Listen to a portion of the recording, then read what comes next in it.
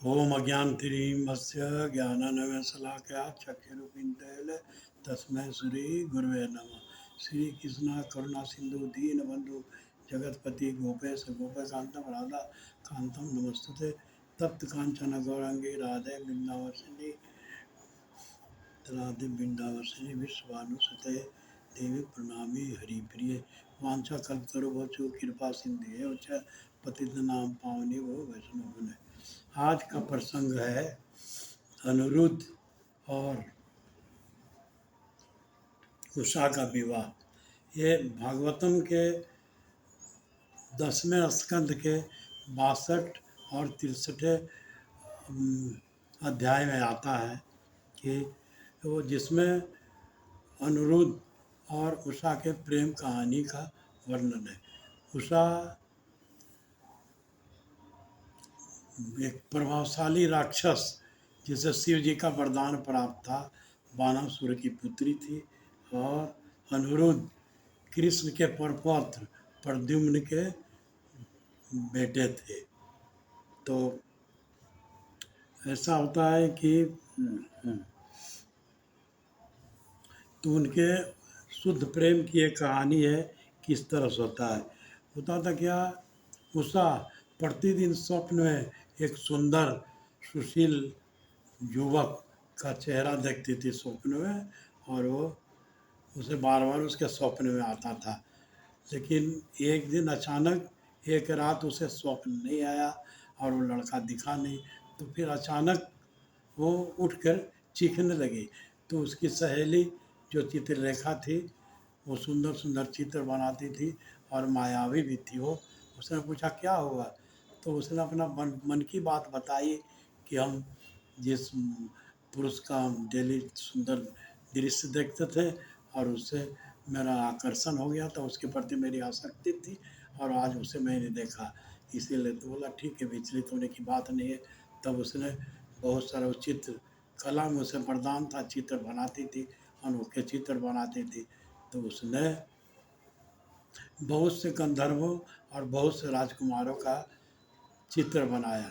और तब उसके बाद एक एक करके जब वो उषा देखी, तो अंत में जब उसे अनिरुद्ध के चेहरे पे चित्र पे नजर गया तो खुश हुई, बोला हाँ हाँ, इसी का स्वप्न देखते हैं। तो फिर उसके बाद क्या हुआ, उसको वो बोली, मेरी इच्छा प्रकट की कि मैं तो उससे मिलना चाहता हूँ और उसी से मैं विवाह करना चाहता हूँ। तो मायावी थी वो, द्वारकापुरी गई और वहाँ से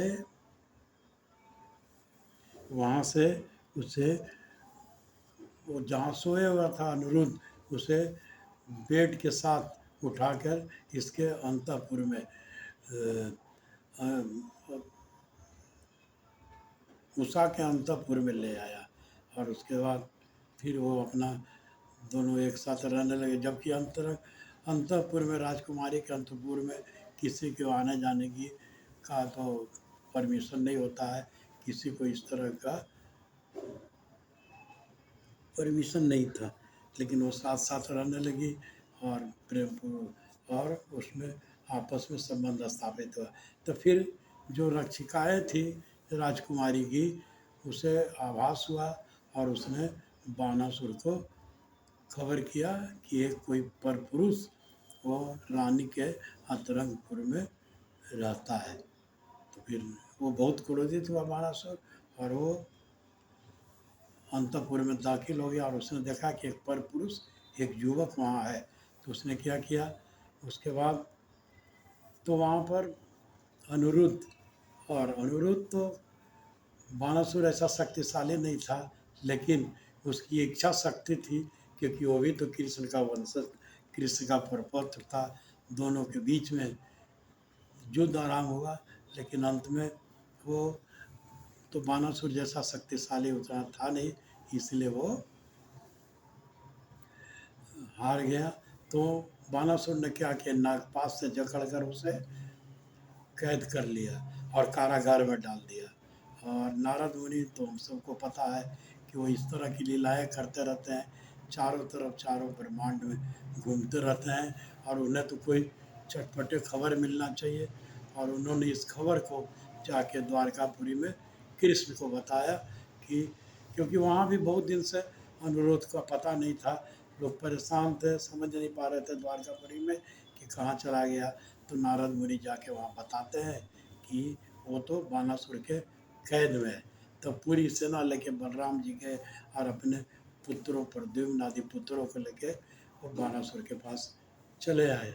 और बानासुर को जो अपने जो जब शिव जी तांडव नृत्य कर रहे थे तो अपनी ध्वनि से इतना मंत्रमुग्ध कर दिया कि शिव जी खुश हो गए और उससे बोले, शिव जी तो आशुतोष है, जिसे चाहिए जो वरदान वो मिल जाता है। उसने वरदान मांगा कि आप मेरे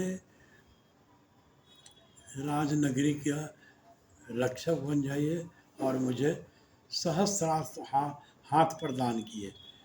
तो इस तरह शिव जी तो उसे बोले ठीक है, प्रसन्न होकर उसे उस तरह का वरदान दे दिए।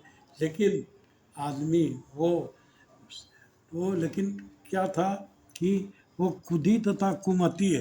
भागवतम में बताया गया कि वो कुदी तथा कुमिति था। उसने इस वरदान को गलत अर्थ लगाया और वो कहने लगा शिव जैसे कि कोई आपके जैसा ही बलशाली मुझसे युद्ध करता तब मेरी युद्ध करने की अभिलाषा मिटती। तो कृष्ण जी ने उसे कहा, शिव जी ने कहा कि अरे मूर्ख, तुम इतना गर्वान्वित मत हो जाओ, और जो पुरुष आएगा तुमसे जिसका युद्ध होगा वो तुम्हारे रथ का सत्यानाश कर देगा, नष्ट कर देगा, और तुम्हारे रथ को तोड़ देगा और पूरी सेना को नष्ट कर देगा। तो यही बात थी। लेकिन उसने इस बात को ज़्यादा महत्व नहीं दिया, क्योंकि वो तो घमंड में चूर था कि मुझे तो शिव जी का वरदान मिल गया है। हाँ, तो फिर वो क्या हुआ कि कृष्ण और बानासुर का युद्ध हुआ। उसमें क्या हुआ कि सही में जैसा शिव जी ने उसे पहले ही बताया था कि तुम इतने गर्व में चूर मत हो, तो तुम्हारा विनाश निश्चित है। तो बानासुर तो जब बानासुर ने देखा कि उसका रथ मार दिया गया, रथ को तहस नहस कर दिया गया, उसके सारथी की हत्या कर दी गई, तो वो डर कर भाग गया और पुनः पुनः सेना इकट्ठा करके वो फिर उसने क्या किया कि शिव जी का परम भक्त था, शिव जी की आराधना की कि आप इस संकट में मुझे रहता है। ये तो चूँकि शिव जी का वो भक्त था, शिव जी चले आए और शिव जी और कृष्ण में एक भयंकर युद्ध हुआ। कार्तिकेय वगैरह जितने इसके भूत प्रेत जितने शिव जी के दूत थे, सभी उनके साथ आए और एक भयंकर युद्ध हुआ। लेकिन फिर शिव कृष्ण ने सोचा कि शिव जी के रहते हुए बानासुर को परास्त करना तो असंभव है। अतः उन्होंने शिव जी से कहा कि विधि के अनुसार इसका पराजय बहुत ज़रूरी है, क्योंकि ये बहुत अभिमानी हो गया है। ले और तो उसके बाद शिव जी इतना सुनकर वहाँ से चले गए, और शिव जी इतना सुनकर वहाँ से चले गए।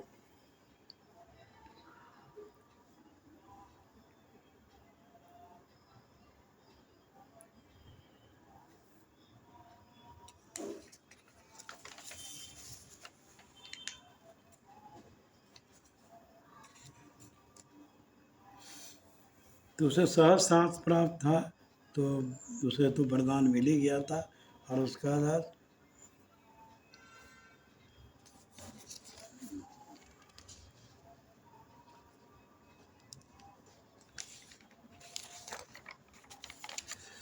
तो लेकिन उन्होंने क्या किया, कृष्ण भगवान ने उसके सुदर्शन से उसके हाथ काट दिए। जो सहज सांस थे उसमें से 4 हाथ सिर पर रख दिए, और उन्होंने कहा कि ये चूँकि प्रहलाद महाराज का वंशज है, राजा बाली का पुत्र है, इसलिए इसे इतनी ही सजा देनी चाहिए। ये मारे जाने योग्य नहीं है, और इसलिए इसे क्षमा प्रदान किया जाता है। और मैं इसे वरदान देता हूँ कि इसको बुढ़ापा और मृत्यु इसे नहीं आएगी, और ये आपका पूर्ण रूप से सेवक बना रहेगा, क्योंकि आपका आश्रय इसे प्राप्त है। अब बानासुर जब ऐसा